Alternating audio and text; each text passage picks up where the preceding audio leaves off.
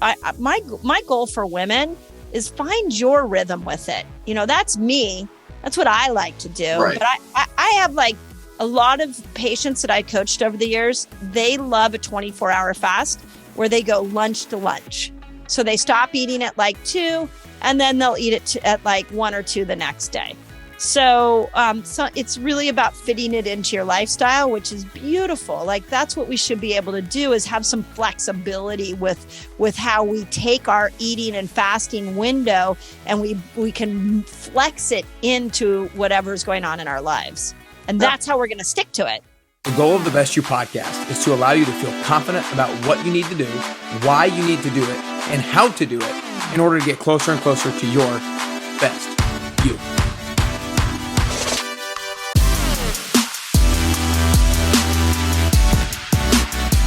All right, what's up, everybody? Welcome back to the Best You podcast. Today, I am super excited to be joined by the one and only Dr. Mindy Pelz. Dr. Pelz, I just want to start off by saying thanks so much for spending the time with me today. Oh, thank you, Nick. I'm just excited to be here. Of course. Well, I love your energy. I know you've been at it all day long, but you still seem like you're crushing it. And I know that you're going to provide so much value to everybody today. And I'm so excited to dive into Fast Like a Girl for a number of different reasons. I'm a fitness trainer and I coach a bunch of moms and women, and this is something that is increasingly a topic of interest for them. And so I know so many people who are listening today are going to be really engaged and really excited to hear about all the nuances of fasting and how to do it right and hormones and everything like that. But the way I want to start off today is, when was the first time that you started to implement fasting in your life, and why did you go about fasting for the first time? Yeah, it's really interesting. I kind of stumbled into it because at 43, I'm 53 now, at 43, my perimenopausal symptoms sort of crept in. And I've been a competitive athlete most of my life. I played on a tennis scholarship in college. I'm definitely if a little bit of exercise is good, a lot more is better, has been my theory. And at about 43, everything that I had done to keep myself in great shape had stopped working. So I was, exercising more, eating less, more rigidity, taking supplements, doing everything I could to stay fit. But I started to notice that I was putting on weight around my belly. I was putting on weight around my arms. I wasn't sleeping. My moods were off. And so I was looking for, what tool have I not done? And about that time, a beautiful scientist, his name's Dr. Osumi, who discovered autophagy. He's a Japanese scientist that won the Nobel Prize in medicine and physiology for autophagy, came on the scene. And from that, intermittent fasting was born. And my original thought on intermittent fasting was, I could probably do that for a day. I could probably do that for a day. And what I learned is it gave me my energy back. It helped me drop weight. It gave me my mental clarity, my sleep. And that 10 years later, I've built myself an incredible fasting lifestyle. So it was just really my own desire to get into it. Yeah. To stay on your story with it, when you first started it, when you were 43 years old, tell us a little bit about your results and how you felt right away. Was it hard for you to get into? Did you feel better right away with it? Tell us a little bit about how your body responded to it when you first went into it. Yeah, it's such a good question because I was the type of person that carried snacks everywhere I went. Mm-hmm. The first thing I got up, I had a cup of coffee and I either had a smoothie or I had a piece of toast with some nut butter on it. I had my breakfast dialed in. And within the first 30 minutes of getting up, I was always eating. So when I first started to intermittent fast, what I did is I just thought, well, let me push my breakfast back an hour. And then that was kind of uncomfortable. So I got used to that. And then a couple days later, I pushed it back a few more hours. And I kept doing that for a few weeks. And I would say it took about 2 weeks. And that's when I started to notice, oh my gosh, my energy is going through the roof. The biggest first thing was I didn't crash at 3 p.m. And I still don't. It's right now, it's 3 o'clock in the afternoon. I just gain energy as the day goes on. And part of that is just being metabolically flexible. So I think it was the energy that was the biggest. But then the second thing that really showed up for me was I dropped weight. And I all of a sudden I had to look at exercise different. Like I wasn't looking at exercise for weight loss. I was like, why would I exercise now? And it was really more around mental health and cardiovascular health. So I think it took me about a couple weeks. It was a little bit uncomfortable in the beginning, but then as soon as those results appeared, I was motivated. Yeah. That's awesome. That's so cool that it showed up in a quick manner for you to and in such a big way. I think, like you said, the extra energy, especially later in the day, that's what everybody wants, right? Everybody wants to make sure that they're not crashing at 2, 3, 4 o'clock in the afternoon. Before we kind of dive into some of the more of the details and everything like that, give everybody who's listening who maybe doesn't know any of the benefits of fasting and they heard you say autophagy and they're like, I don't even know what that means. Give everybody a brief overview of the high level benefits of fasting. So here's the easiest way to understand it is that we have 2 energy systems in our body. And you know, we refer to those as as metabolism. And I would say that a lot of us walk around and go, my metabolism's slow. But what does that mean? Let's break that down. You have 2 energy systems, 2 metabolisms, one that burns energy from the food you eat and one that burns energy from fat in the absence of food. So why fasting works so well is that it's the only way to tap into that fat burning metabolism. It is the only way. You've got to let blood sugar come down enough after a meal to be able to switch over into the fat burning system. It's been called metabolic flexibility, metabolic switching. But if you're just manipulating food and eating, even if you're eating clean or you're on some kind of special diet, if you don't allow at least 12 hours without food, you won't switch over into fat burning. So what we're seeing in my community of hundreds of thousands of people is it's literally a permanent weight loss tool because your body now is burning energy from fat. And you compare it to any diet, but you're going to have to go at least 12 hours. In the book, I map out 6 different length fasts and I talk about the healing that happens with them. But it's really in this fasted state, all this magic happens in your body. Yeah. I want to dive into metabolic flexibility and more around what that particular means and switching between the energy systems in a second. But I want to go to the 12-hour thing because that's something that I tell people because that's what I've learned from my education. But one of the things I thought about is give me some more specifics around why 12 hours. So like, let's say, for example, for one dinner, I ate just say a massive dinner 12 hours later compared to if I had a small dinner 12 hours later. Is it the same thing or is it like, yeah, talk to me about that. Yeah. So the quality of your food is going to, and that dinner is going to determine how quickly you go over into fat burner. So it's funny because when I wrote the book, the editor and I spent a lot of time on what's that hour that puts you into the fasted state. And here's what I found science-wise is that after your typical meal, about 8 hours after a meal, that's enough time for the blood sugar to come down for the body to start to make it switch over. But it takes another 4 hours before the body's like, hey, okay, now I'm going to start to burn energy from fat. So think of it like a switch, like you're literally switching into fat burning. Now, if you eat a high carb meal with a lot of toxic oil, that your blood sugar is going to spike so high that it may take you 15 hours. It may take you 16 hours to switch over. So eating good meals that, I'm a big fan of nature's carbs that have a lot of fiber that will bring down that blood sugar quickly.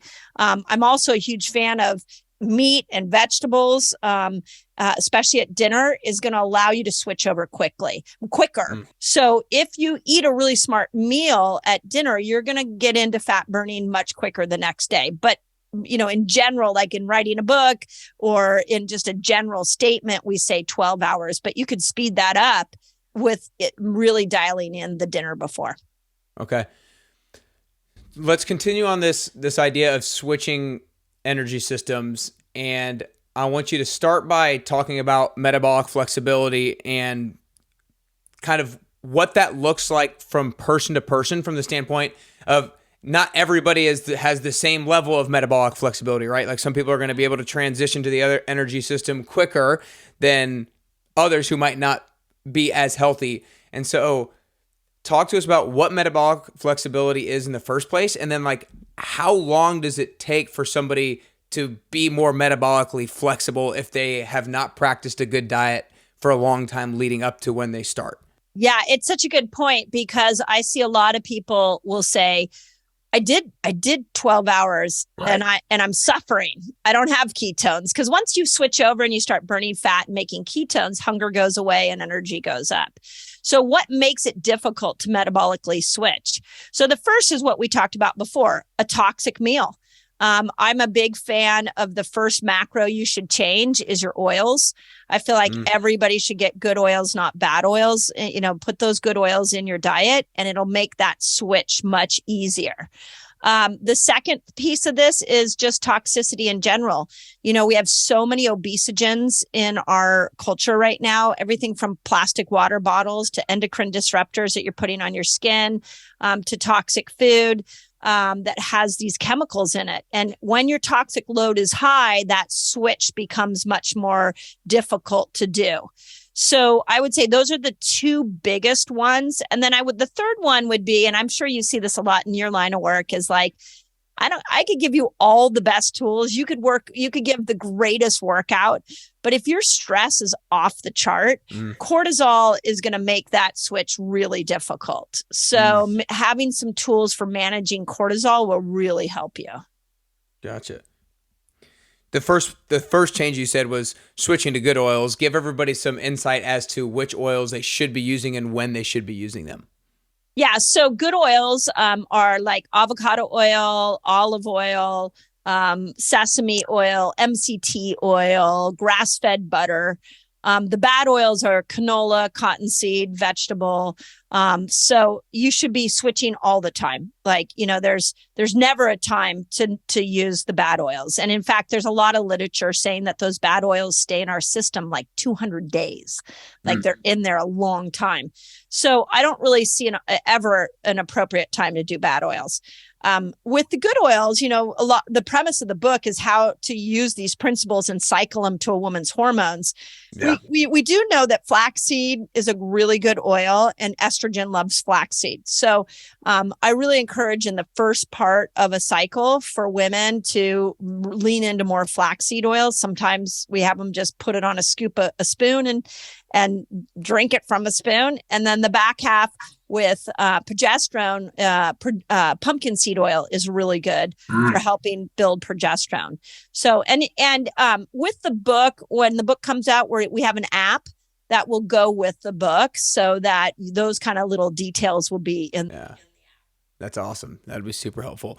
Now, I think that most people listening are going to be female and get a lot of insight. So I want to just know why is it so different fasting between men and women? Is it basically because of hormones? Is that the biggest difference? Talk to us a little bit about the biggest difference in fasting between men and women. Yeah, and this is huge. So both men and women need to hear this. So sex hormones, the sex hormone that drives men is testosterone. Now, we all know that. But what's really interesting is that testosterone in a man goes up into the brain and converts into estrogen. So estrogen drives you. It's just not produced by the testes. Testosterone is produced by the testes. And you guys get testosterone surges every 15 minutes, with the highest level of testosterone being in the morning, which makes morning time a great time to work out for men. And you're on a 24-hour cycle of these testosterone pulses. Women, we have 3 sex hormones that drive us. They're all produced by the ovaries and the adrenal glands, and that is progesterone, estrogen, and testosterone. They are not on a daily cycle. They're on a monthly cycle. And so when we look at these 3 hormones, estrogen loves when you go keto. Estrogen loves when you fast. Estrogen loves a hard workout. It's very stress tolerant. Testosterone is very much the same. Like, you know, when those hormones are coming in at the first part of a woman's cycle, you can really push almost anything. In the book, I call these the power phases because you can power up on any biohack tool that you have. Here's the challenge is anytime progesterone comes on the scene, which is at ovulation and the week before your period. What's the problem with progesterone is twofold. One, progesterone needs glucose to be higher. So from day 10 to day 15 during ovulation, you've got some progesterone.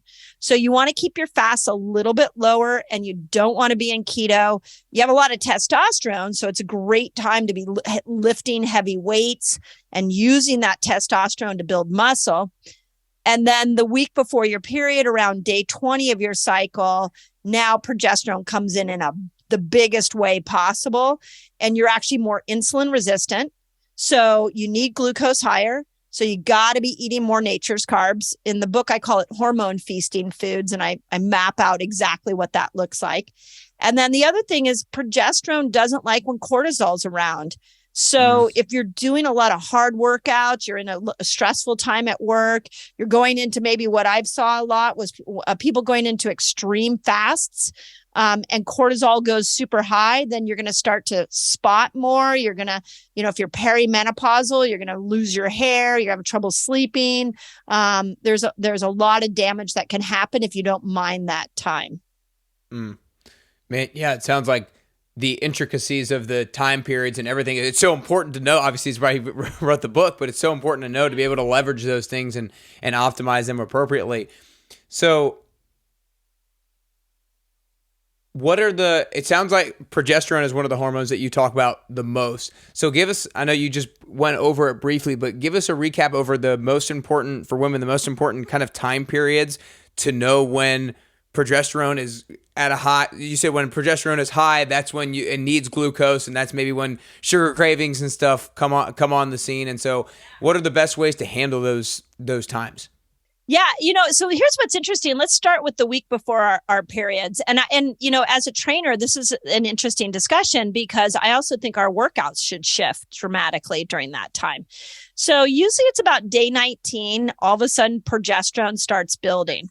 And one of the things that women will notice is they get hungrier and they crave carbs. But I can tell you that, as a woman who's been cycling for 40 years, that we bitch about that. We're like, I crave carbs. I just want chocolate. I don't feel like working out. I just want to sit on the couch. Yeah, because that's what progesterone is demanding.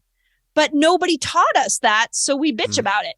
And then we push through it, and then we do more hormonal destruction for ourselves.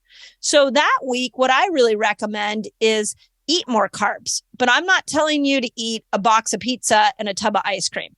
I'm saying in the book, I call it hormone feasting foods, and it's a lot of sweet potatoes, root vegetables, a lot of squashes, carrots, beets, a lot of tropical fruits, citrus fruits. You can bring fruit in a big way that week.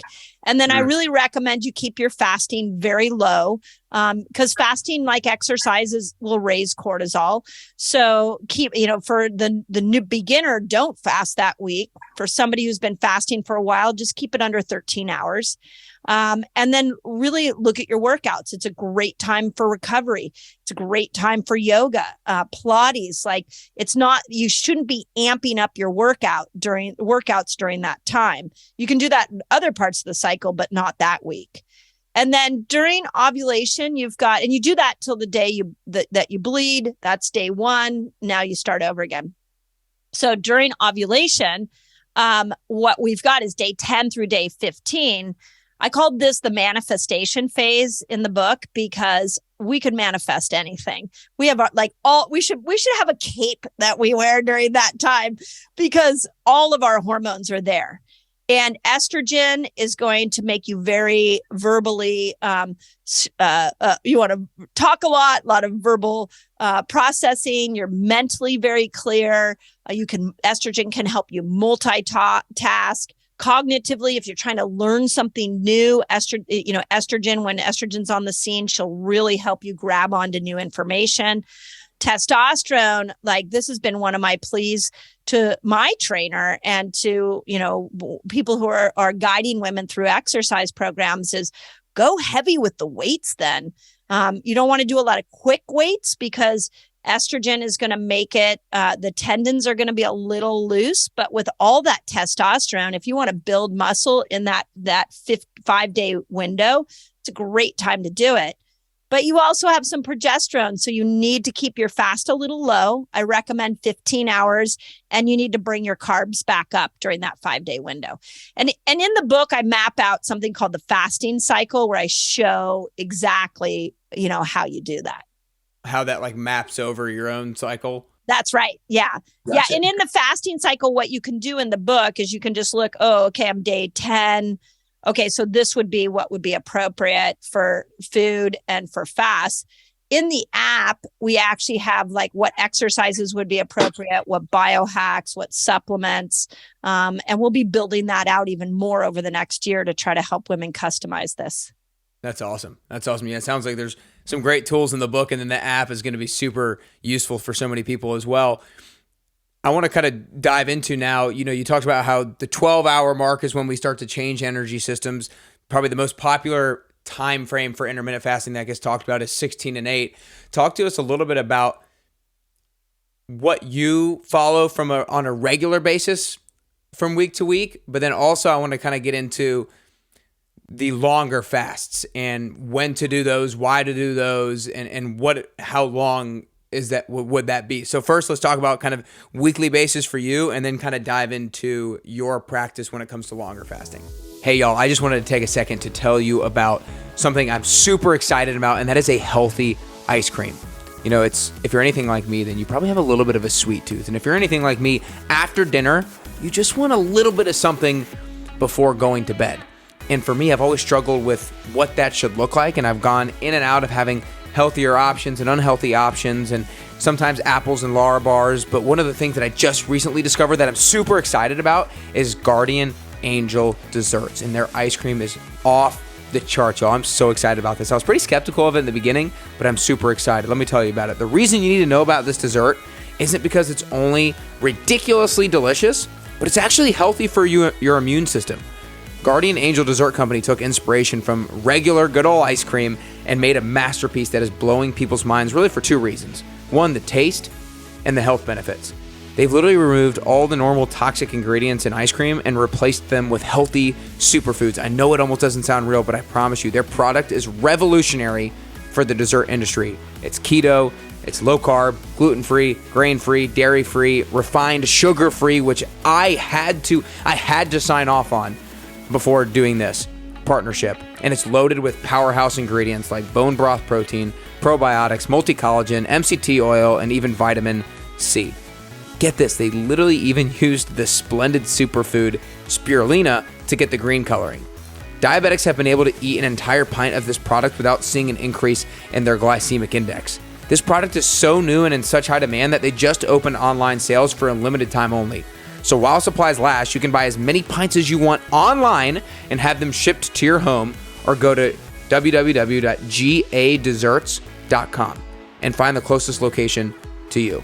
They all have a specific number of pints that they're offering for online sales, so I really suggest that you get your hands on as many as you can, especially for such a novel product that improves your health and wellness. And if you want to get 10% off, then Georgia Desserts, Guardian Angel Desserts, their ice cream, they're offering 10% off to all of you guys for being best you, being a part of the Best You community. So make sure you go to their website and type in Best You for the coupon code to get 10% off your order. Again, use the coupon code Best You at www.gadesserts.com to get 10% off of your order today. I'm super excited personally to have discovered this, and I'm super excited for you as well. For now, let's get back to the show. Yeah, thank you for asking about the longer fast, because that's another passion of mine. Yeah. So me personally, so at 53, I'm in that menopausal transition year. I haven't had a cycle in 30 days or in 90 days. So I know that I'm moving more into the menopausal time. So I really know how to read my hormones. And so for the most part, I would say on average, I'm a 17-hour a day faster. It's just the easiest for me. So I stop eating around 6:00 at night. I, probably won't eat until noon or 2 the next day. I get most of my work done in the morning. I feel the best in a fasted state. So I like to go a little longer with my fast. Sometimes in the morning, if I get a little bit hungry, I'll do like a fat bomb, like a keto cup, just to kind of keep me going. Then in the book, I talk about fasted snacks and what's approved in that fasting window. But I would say that, and then I have to remind myself to step out of fasting at least one day a week. Sometimes it's two, just so I can mind progesterone, and I'll eat more carbs. I won't fast as long. I also have learned to read my symptoms. So if I feel like all of a sudden it's 9 o'clock in the morning and I'm really hungry, I'll be, it's a clue to me that maybe I need to raise glucose to make progesterone. So I've learned to read those symptoms. And in the book, I go through that. But yeah, that's kind of my rhythm. It's a lot of intuitive, like, understanding of my hormones and where they're at. I do a Dutch test on myself every year, so I know where my hormones are good and where they need work. So that's kind of, but in the book, I go through, my goal for women is find your rhythm with it. That's me.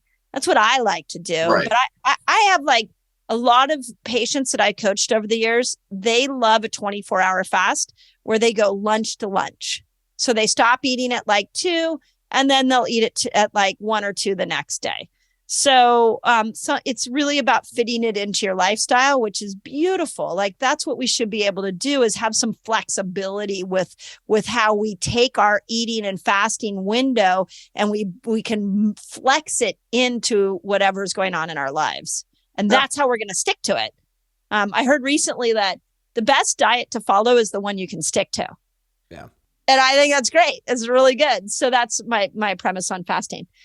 Sure. The longer fasts in the book, I talk about 6 different length fasts, and they range everywhere from 12 hours to 72 hours. And I gave them fun names. I tried to give as many fun names in the book as I could.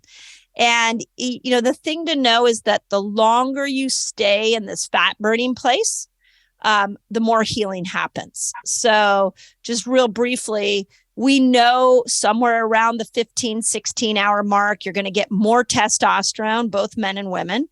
You're going to get more growth hormone from both men and women that will, slow the aging process down and burn fat.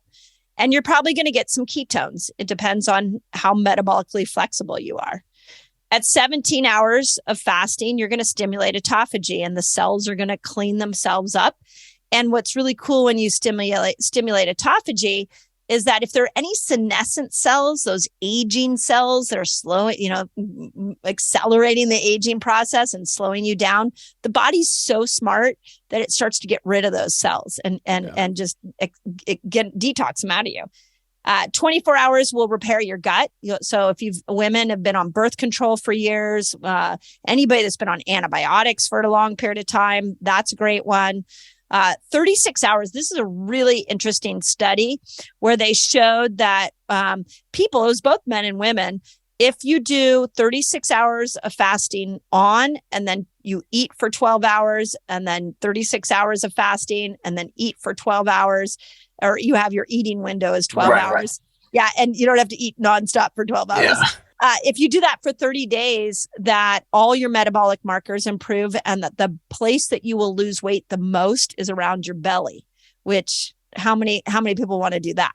Right. Yeah, right. So, and then 48 hours, you reboot your whole dopamine system. You get new dopamine receptor sites that come in. So, I've sat with a lot of women that are just tell me like, everything in my life is great, but I'm not happy.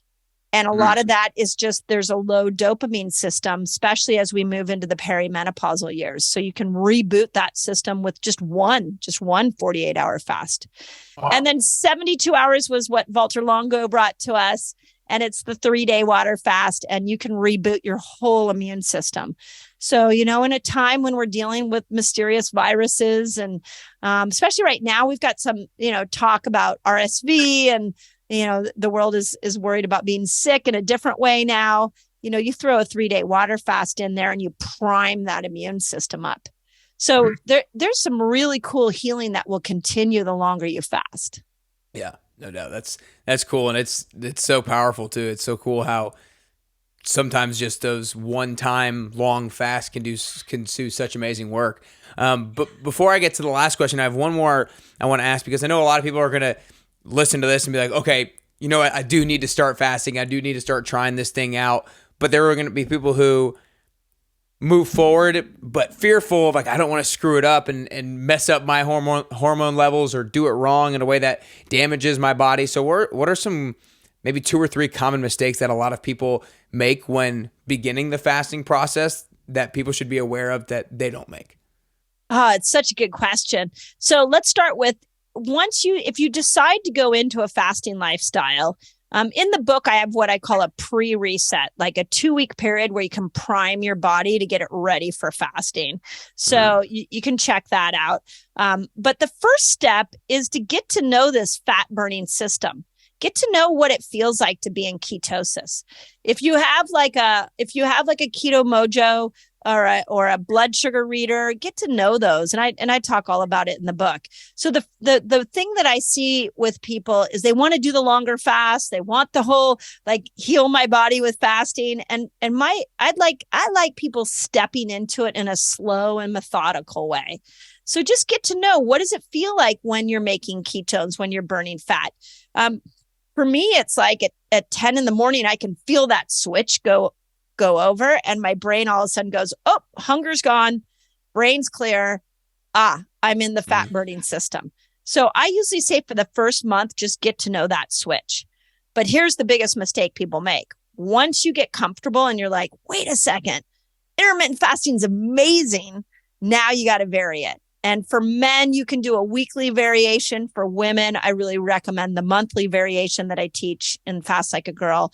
But Jason Fung, did you ever read The Obesity Code? I have not read that yet. No. Great book. And it kind of started the whole weight loss and fasting movement. And what Jason did is he proved how much weight you could lose with fasting. And so a whole world of what we call O-matters was born. 1 meal a day. And these people just ate dinner, and that's all they ate. And they lost a ton of weight, and then they got stuck. And all those people actually started my YouTube channel. They came over, they found my YouTube channel, and they really, they were like, how am I supposed to vary this? I was teaching variation over there. So the second month, you got to start varying it. That's a big, big piece is learning to vary it. And then the third thing I think I see people do is really ignore the quality of their food. So when you eat good quality food, like I was at a conference this summer speaking, it was KetoCon, and there were so many interesting keto foods. And all I could see was, these are just fake foods. I don't care if it says keto on it. I literally, my diet is real food that came from the earth. And I pair that with fasting. Yeah. And I think don't get caught up in the gimmicky stuff. Really stick to nature's foods and what's coming from the earth. Yeah. Amen to that.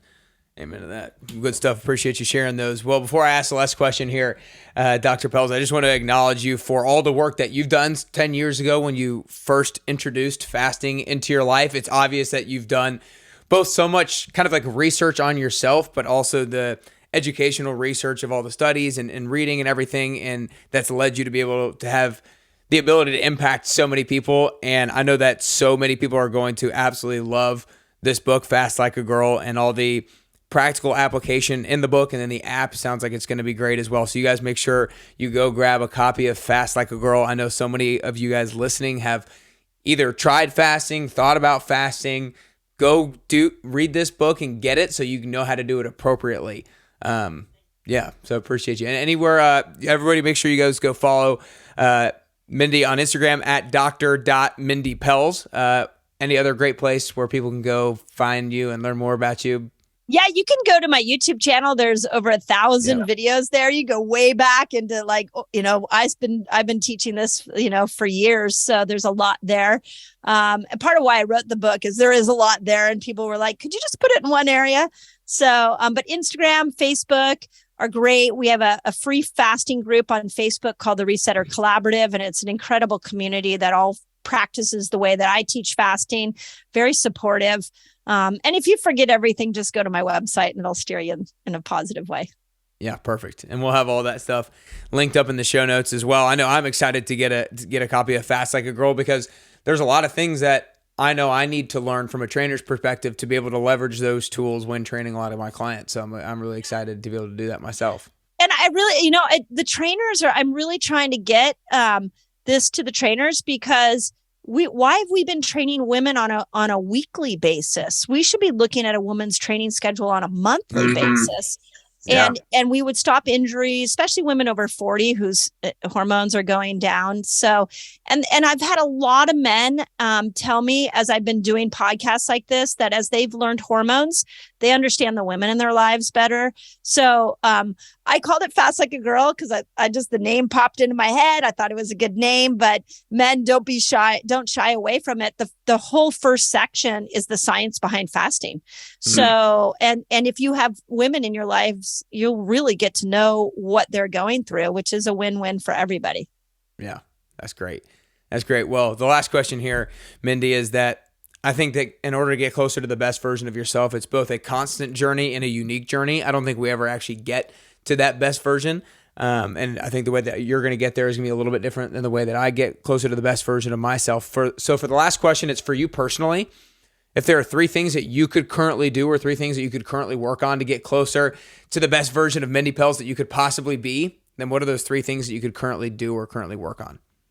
Yeah, well, you're asking me on the right year. This year, I actually closed my practice because I got more books to write and a big world to Congratulations. Educate. Yeah, thank you. And my kids are 22 and 20 and left the house. So I took this whole year to work on myself. And, I've been doing everything from prioritizing sleep. So I get myself into bed earlier and get up earlier. I've upped my fitness. So I hired a trainer this year. And as a 53-year-old woman, I'm really focused on building muscle because it is the organ of longevity. I recently, this is brand new. You're asking me this question today. In the last couple of weeks, I've completely gotten off of coffee. I'm doing a mushroom coffee, and I've gotten off of alcohol. And I just want to see what I can do to make this 53-year-old body the best it can possibly be. So I just put my health at the forefront of everything. And man, does it feel good. It's like everything improves in your life when you do that. No doubt. No doubt. When you're the healthiest, most energetic version of yourself, then everything else falls into place and improves because of it. But that was awesome today. I know everybody's going to absolutely love it. You guys, make sure you go grab a copy, Fast Like a Girl, and make sure I know you're listening to this and you know somebody else in your life, friend or family, who is also trying to improve their health, and you maybe even have talked to them about fasting. Make sure you share the episode with them as well, and make sure they go get a copy as well. But Dr. Pelz, appreciate your time. That was awesome. Oh, thank you, Nick. I appreciate you. And, keep up the great work you're doing, and let me know what you find with women. Like, as you learn the principles, I want to hear back, because I think we're collaborating all together and understanding this. This is new territory. Women haven't been trained to match to their hormones. So I'd be excited to hear what you learn. Yeah, no doubt. I appreciate it. Well.